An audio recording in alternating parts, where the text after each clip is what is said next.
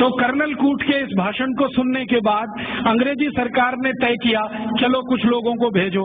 तो अंग्रेज आए, उन्होंने यहाँ सर्जरी सीखना शुरू किया और जो अंग्रेजों ने सर्जरी सीखा है वो लिख रहे हैं कि जो जातियां भारत में सर्जरी में मास्टर थी वो सब नाई थे। नाई समझते हैं? बाल काटने वाले, ये सब सर्जन थे 200 साल पहले। हाँ, सब सर्जन थे दोस्तों। अब जरा सोचो कि नाई अगर सर्जन रहे हों तो वो पिछड़ी जाति कैसे हुई? अंग्रेजों ने उनको 1881 के सर्वे में पिछड़ी जाति घोषित किया। उसके पहले इस देश में नाई कभी भी पिछड़ी जाति में नहीं थे। 1881 में सेंसस हुआ सबसे पहला और आज तक वो चल रहा है, हर 10 साल में होता है जनसंख्या का गणना।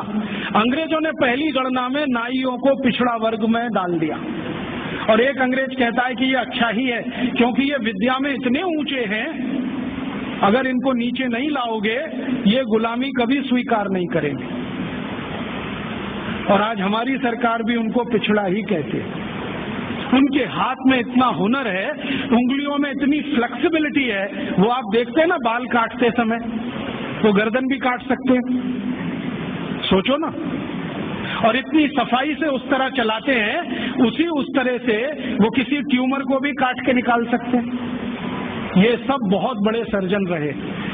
और आज से 200 साल पहले के दस्तावेज बताते हैं कि कांगड़ा और उसके आसपास, कुर्ग और उसके आसपास, मैसूर और उसके आसपास जितने सर्जरी सिखाने वाले केंद्र थे उन सबके आचार्य नाई ही थे जातियों।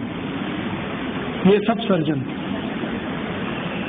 और इन्होंने जो सर्जरी सिखाई है वो हिंदुस्तान के गांव-गांव फैलाई।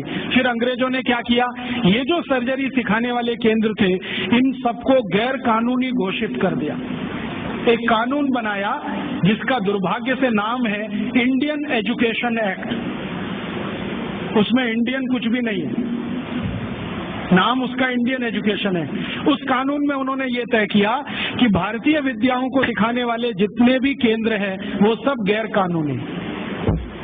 तो उन पे ताले डलवाए गए, नहीं डाले तो मरवाया गया, उनको आग लगवाई गई, कितने लोगों को जिंदा जला दिया।